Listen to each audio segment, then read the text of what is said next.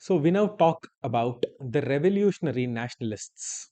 We say this is as revolutionary nationalism. Okay, in Bipin Chandra, if you study, he would have given it as revolutionary terrorists, but that is from a British point of view. From our point of view, it is revolutionary nationalism. Revolutionary nationalism was born in the immediate aftermath of the Swadeshi movement. In fact, it was an immediate after effect of the Swadeshi movement. The Swadeshi movement had succeeded in raising the national consciousness and had awoken the rural and urban people alike. The hartals, picketing of liquor shops, burning of foreign cloth, and boycott of all foreign products in general had instilled in the people a new sense of patriotism. The extremists had made a demand of self sacrifice from the youth.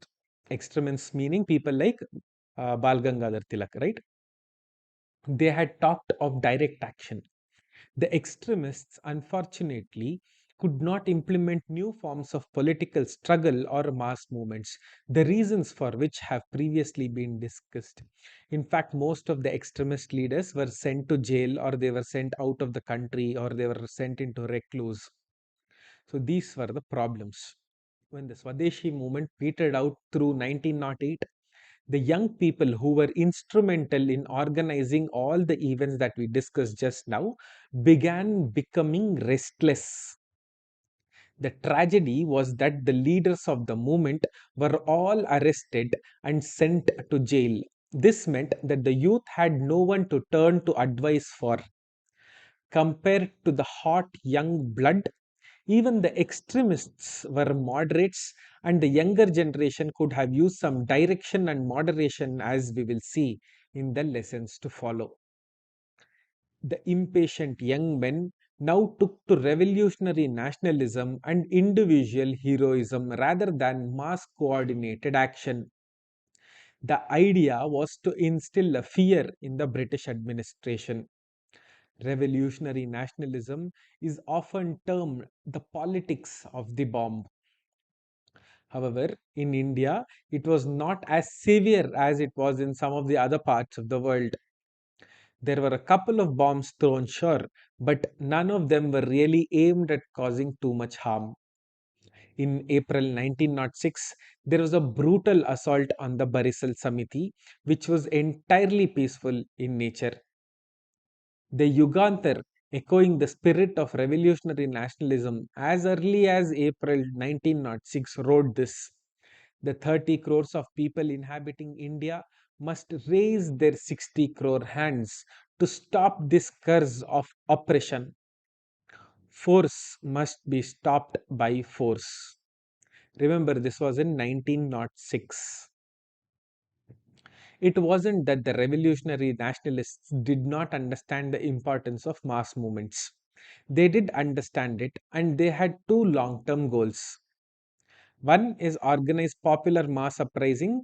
Second, subvert the loyalty of the army. This is what Subhash Chandra Bose would do, right? He would subvert the loyalty of the army. This will be one of the reasons why the British would leave India. Apart from this, the revolutionary nationalists also wanted mass uprisings.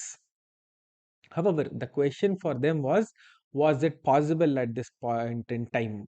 However, so what they did was they set some short term goals. The short term goal was to copy the method of Irish nationalists and Russian nihilists and populists. In short, they decided to assassinate notorious and unpopular British officials. The path was now clear: strike fear into the hearts of the administration, show the people of the country that the British Empire can be dislodged, remove the fear and legitimacy of British rule from the minds of people. Each assassination was to act as propaganda. If they were to be caught, they would use the courtrooms to further their agenda and propaganda. Bhagat Singh and company used this strategy brilliantly at a later stage.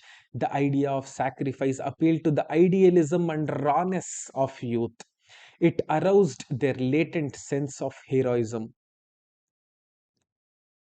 Savarkar or Veer Savarkar as he was called, organized Abhinav Bharat in 1904. Abhinav Bharat was a secret society of revolutionaries. By 1906, many newspapers and leaders began to advocate revolutionary nationalism. In 1907, an unsuccessful attempt was made on the life of Lieutenant Governor of Bengal.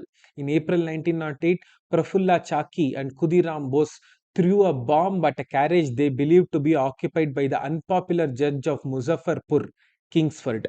Instead, they mistakenly killed two English women. During a combat, Prafulla Chakri sacrificed his own life.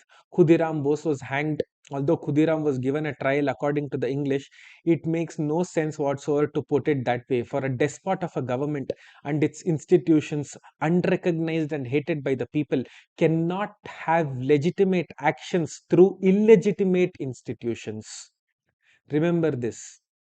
A government cannot said to be have had legitimate actions through illegitimate institutions. Thousands mourned. Folk songs were composed on Prafulla Chaki and Khudiram Bose.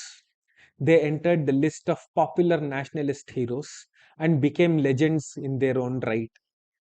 The era of revolutionary nationalism had begun.